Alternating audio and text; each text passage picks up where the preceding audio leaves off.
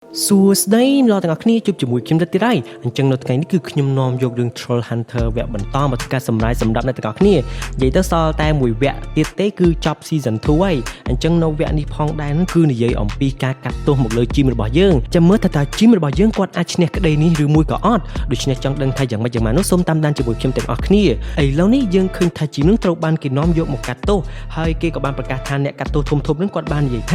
ាបើសិនជាជីមនឹងចាញ់ក្នុងការកាត់ក្តីនេះជីមនឹងត្រូវនិរទេសទៅកាន់ The Deep អញ្ចឹង The Deep នឹងគឺជ្រៅមែនទែនអ្នកទាំងអស់គ្នាហើយទៅដល់ទីនឹងគឺខ្មៅងងឹតតែម្ដងហើយពេលដែលអ្នកណាចូលទៅដល់ទីនោះហើយគឺមិនដែលបានត្រឡប់មកវិញនោះទេបានន័យថានៅលើលោកនេះគឺគ្មានរបស់មានជីវិតណាអាចទៅដល់ The Deep នឹងបានឡើយបន្ទាប់មកពួកគេទាំងអស់គ្នាក៏បានតវ៉ាថាមិនអាចឲ្យជីមនឹងកាត់ទោសឆាវអញ្ចឹងបានទេគួរតែមានការកាត់ក្តីតវ៉ាជាមុនសិនបន្ទាប់មកនឹងខាង Troll ថ្នាក់ធំនឹងពួកគាត់ក៏បាននិយាយថាបានឥឡូវនេះយើងរៀបចំការកាត់ក្តីមួយប៉ុន្តែអ្នកដែលអាចជួយកាត់ក្តីឲ្យជីមបានគឺជាប្រភេទអំបូរជីមដូច្នេះមានតែមនុស្សទេដែលអាចការពារក្តីឲ្យជីមបានអញ្ចឹង Blinky ដែលគាត់ពូកែនឹងគាត់មិនអាចការពារក្តីឲ្យជីមបាននោះទេដោយសារតែ Blinky គាត់គឺជា Troll ដូច្នេះពួកគេនឹងបានជ្រើសរើសយក 2B បា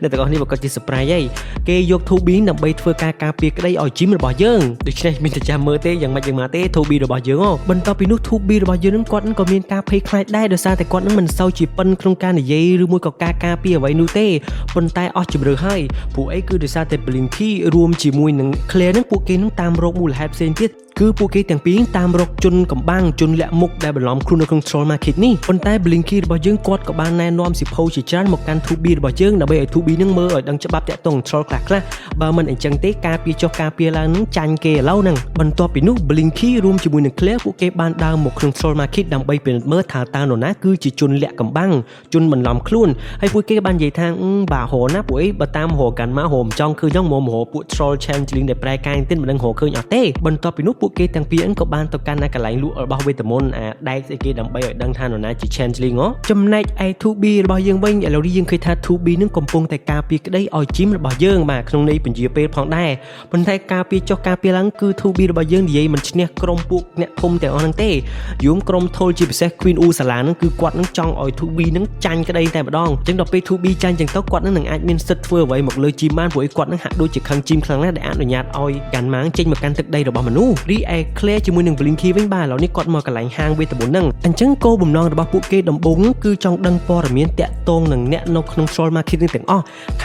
ាតើនរណានឹងបានទិញអីវ៉ាន់អីនៅក្នុងហាងហ្នឹងហើយគួរឲ្យសង្ស័យអីអញ្ចឹងណាបន្តមកហ្នឹងពួកគេទាំងពីរហ្នឹងមិនព្រមប្រាប់នោះទេព្រោះពួកគេបាននិយាយថាលក្ខខណ្ឌទាំងអស់ឬមួយរឿងទាំងអស់តាក់ទងនឹងភ្ញៀវទិញរបស់ពួកគេហ្នឹងគឺត្រូវលាក់ជាអាចកំបាំងរួចហើយ Blinky គាត់មានការខឹងមែនទែនគាត់ក៏បានយកគ្រាប់បែកហ្នឹងមកគំរាមបើសិនជាអ្នកទាំងពីរមិនព្រមប្រាប់ខ្ញុំនោះទេខ្ញុំនឹងបោកគ្រាប់បែកនេះឲ្យផ្ទុះស្លាប់ទាំងអស់គ្នាហ្មងបន្តមកហ្នឹងពួកគេទាំងពីរនឹងអស់ជំរឿក៏បានប្រាប់ថាមានបរិសម្នាក់គាត់មានឈ្មោះថា Craig ហើយ Craig នឹងគាត់បានមកទិញ Gaggle Tax ចឹងអ្នកទាំងអស់គ្នាប្រហែលជាស្គាល់ Gaggle Tax ហ្នឹងហើយអាពេលដែលវាបោះទៅលើចំ Troll ប្រែកាយណាទៅធ្វើឲ្យ Troll នឹងប្រែកាយមកជារូបរាងពិតរបស់ខ្លួនបន្តមកហ្នឹងបរិសម្នាក់ហ្នឹងគឺទិញអា Gaggle Tax ហ្នឹងទៅទាំងអស់តែម្ដងដូច្នេះហើយ Blinky រួមជាមួយនឹង Claire ដឹងយ៉ាងច្បាស់ថាបរិសម្នាក់នេះអាចមានទំនាក់ទំនងជាមួយនឹង Ganma ហើយបន្តមកហ្នឹងពួកគេក៏បានសួរអាស័យដ្ឋានរបស់បរិសម្នាក់ហ្នឹងដើម្បីតាមរកបរិសម្នាក់លាក់ខ្លួនហ្នឹងឥឡូវនេះយើងកាត់មកដល់ការកាត់ក្តីរបស់ Jim យើងវិញយើងឃើញថាថ្នាក់ដឹកនាំ Troll ទាំងអង្គហាក់ដូចជាមិនពេញចិត្តចំពោះការការពារក្តីរបស់ 2B នោះទេហើយ 2B របស់យើងនឹងហាក់ដូចជាបរាជ័យលើការការពារជីម៉ាយមើលទៅដោយសារតែអីមើលទៅពួកគេទាំងអស់គ្នាហាក់ដូចជាព្រួតគ្នាដើម្បីកាត់ក្តីឲ្យជីមរបស់យើងនឹងចាញ់ក្តីនឹងតែម្ដងបន្តមកនឹងជីមគាត់ក៏បានស្នើសុំបញ្ចេញមតិរបស់គាត់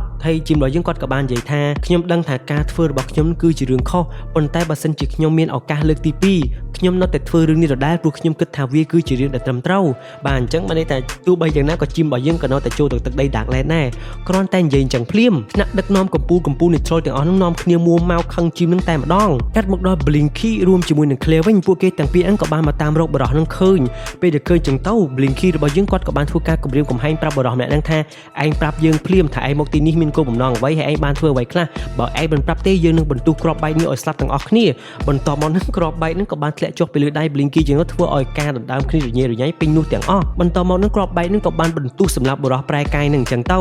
ហើយម្សៅដែលនៅបរិសទាំងអស់ហ្នឹងបានន័យថាកំតិចកំទីនៃខ្លួនបរិស Changeling ហ្នឹងក៏បានហោះមកលើខ្លួនរបស់ Blinky រួមជាមួយនឹង Claire ដូច្នេះពួកគេនឹងបាននិយាយថាអូម្សៅនេះយើងអាចយកទៅប្រាប់ដល់ថ្នាក់ដឹកនាំបានថាវាគឺជាម្សៅរបស់ពួក Changeling ដែល ដែលបន្លំខ្លួននៅក្នុង Troll Market នេះដូច្នេះវាប្រហែលជាអាចសម្រាលទោសឲ្យជីមរបស់យើងបានពួកគេទាំងអស់គ្នាក៏បានប្រញាប់ប្រញាល់រករឿងនេះមកប្រាប់កន្លែងកាត់ក្តីហ្នឹងប៉ុន្តែគេបានបិទកន្លែងកាត់ក្តីហើយអញ្ចឹងពួកគេនឹងក៏បានមករកលោកតា Vendor បន្តមកពួកគេក៏បានធ្វើការរាយរាប់តាក់ទងនឹងរឿង Changeling ប្រែកាយនៅក្នុង Troll Market នេះដូច្នេះលោកតា Vendor ក៏បាននិយាយថាអូអញ្ចឹងរឿងនេះវាអាចនឹងជួយកាត់បន្ថយក្តីឬកាត់បន្ថយទោសរបស់ជីមបានដូច្នេះខ្ញុំនឹងយករឿងនេះទៅប្រាប់ថ្នាក់ដឹកនាំផ្សេងទៀតបន្ទាប់ពីនោះលោកតា Vendor ក៏បានយករឿងនេះមកប្រាប់ដល់ Queen Ursula Queen Ursula នឹងគាត់ហាក់ដូចជាមានអារម្មណ៍ភ្ញាក់ផ្អើលណាស់ចំពោះរឿងនេះហើយគាត់នឹងក៏បាននិយាយថាអ្នកដែលអាចបន្លំខ្លួនចូលមកកាន់ទឹកដី Troll Market នេះបានគឺមានតែ Changeling និង Changeling Master បន្ទាប់មកលោកតា Vendor គាត់ក៏បានងាកតមកវិញថាតើពួកគេជាអ្នកណាពេលនោះក៏ស្រាប់តែ Queen Ursula បានធ្វើការចាក់សម្លាប់លោកតា Vendor របស់យើងនៅនឹងកន្លែងតែម្ដងហើយក៏បានបង្ហាញឲ្យឃើញថាតាមពិត Queen Ursula នឹងគឺជាអ្នកបន្លំខ្លួនធ្វើការឲ្យកាន់ម៉ាសោះបន្ទាប់ពីការចាក់សម្លាប់លោកតា Vendor បាត់ទៅ Queen Ursula ក៏បានហៅថ្នាក់ដឹកនាំ Troll ផ្សេងទៀតហើយធ្វើការកាត់ក្តីថាពួកគេនឹងសម្រេចឲ្យជីមរបស់យើងនឹងនិរទេសចូលទៅកាន់ The Deep បាទអញ្ចឹងការកាត់ក្តីត្រូវបានសម្រេចបាត់ទៅហើយពួកគេទាំងអស់គ្នាមានការឆ្ងល់មែនទែនជាពិសេស Blinky ព្រោះ Blinky បាននិយាយថាកន្លែងលោកតា Vendor ប្រាប់ថាពួកគាត់នឹងមានភ័ស្តុតាងពិសេសហេតុអ្វីក៏មិនឃើញលោកតា Vendor បង្ហាញខ្លួនអញ្ចឹងប៉ុន្តែថ្នាក់ដឹកនាំទាំងអស់នោះពួកគេនឹងមិនខ្វាយខ្វល់នោះទេព្រោះពួកគេសម្ដៅតែលើជីមតែប៉ុណ្ណោះនិយាយទៅអត់ឃើញពីគុណសម្បត្តិរបស់ជីមតាំងពីយូរយារណាស់មកហើយទេគ្រាន់តែគ្នាធ្វើខុសម្ដងបែរជាទម្លាក់កំហុសឲ្យគ្នាទៅវិញហើយរឿងទាំងអស់នេះបានធ្វើឲ្យ Queen Ursula រឹតតែមានឱកាសខ្លាំងក្នុងការកំទេចជីមរបស់យើងនឹងចោលបន្ទាប់ពីនោះដោយគ្មានការបង្អង់យូរ Queen Ursula ក៏បានបញ្ជាឲ្យគ្នារបស់ខ្លួនធ្វើការទម្លាក់ជីមនៅក្នុងទ្រុងនឹងចុះទៅកាន់ The Deep ហើយមិនដឹងថាជ្រៅកម្រិតណាទេអ្នកទាំងអស់គ្នាជីមនឹងក៏មានការស្ដាយក្រោយដែរហើយក៏ធ្វើការផ្ដាំលាគ្នាមិត្តភក្តិជាលើកចុងក្រោយដូចគ្នាជាពិសេសឃ្លារបស់យើងនាងពិបាកក្នុងការទទួលយកមែនទែនមិនគួរណាជីមត្រូវបានបាត់បង់ជីវិតដោយសារតែជួយប្អូនប្រុសរបស់នាងអញ្ចឹងសោះបន្តមកជីមនឹងក៏ត្រូវបានគេទម្លាក់ចុះមកយ៉ាងជ្រៅអញ្ចឹងហើយពេលដែលទម្លាក់ដល់ចំណុចមួយវាក៏បានដាច់ច្រវាក់ធ្លាក់ចុះមកខាងក្រោមពេលដែលធ្លាក់ចុះមកកន្លែងហ្នឹងអញ្ចឹងក៏ស្រាប់តែមាននរណាម្នាក់នៅចាំខាងក្រោមហ្នឹងហើយធ្វើការគំរាមកំហែងនឹងវាគ្នាជាមួយជីមមួយទំហឹងតែម្ដងហើយបើតាមយើងពិនិត្យមើលទៅម្នាក់ហ្នឹងក៏ស្តៀងមនុស្សដែរប៉ុន្តែមនុស្សបន្តិចជាលក្ខណៈ troll បន្តិចមិនដឹងទេហើយសម្លៀកបំពាក់គាត់ក្រហមអញ្ចឹងហើយធ្វើការប្រយុទ្ធគ្នាជាមួយនឹងជីមចំណែកឯអ្នកនៅខាងលើក៏បានជួយចាំជីមពេលដែលគេតោងច្រវាក់ឡើងមកខាងលើហ្នឹងក៏បានដឹងថាជីមបានដាច់ទ្រង់ធ្លាក់ចូលទៅក្នុងនោះបាត់ទៅហើយក្នុងកំឡុងពេលនោះ Blinky ហ្នឹងក៏បានមករកលោកតា Vendor ពេលដែល Blinky មកដល់ក៏បានដឹងថាលោកតា Vendor ត្រូវបានគេធ្វើឃាតបាត់បង់ជីវិតបាត់ទៅហើយដូច្នេះអ្វីៗទាំងអស់គឺមិនអាចជួយបាននោះទេអ្នកទាំងអស់គ្នាអញ្ចឹងរឿងរបស់យើងនៅវគ្គនេះគឺ slash ត្រឹមតែប៉ុណ្ណេះអូអញ្ចឹងចាំមើលវគ្គចុងក្រោយនៃ season 2 ហ្នឹងតើវានឹងល្អមើលកម្រិតណាគឺមានតែតាមដានជាមួយខ្ញុំទាំងអស់គ្នាបាទខ្ញុំក៏សូមអរគុណដល់គ្នាយើងមែនតែនដែលបន្តឧបត្ថម្ភគាំទ្រដល់ការធ្វើវីដេអូរបស់ខ្ញុំបាទដែលគាត់នេះមានឈ្មោះថាសាវពិសិដ្ឋបន្ទាប់នេះគាត់មានឈ្មោះថាលីស៊ីហ៊ួនបន្ទាប់មកគាត់មានឈ្មោះថាផៃចានីហើយគាត់នេះមានឈ្មោះថាពេជ្រស្រីមុំហើយក៏អរគុណដល់គ្នាយើងដទៃផ្សេងទៀតផងដែរដែលបានមើលវីដេអូនេះពីដើមដល់ចប់ប៉ុន្តែកុំភ្លេចចុច Subscribe ផងដើម្បីទទួលបានវីដេអូថ្មីៗបន្តទៀតដូច្នេះខ្ញុំរត់សូមអរគុណសូមជម្រាបលា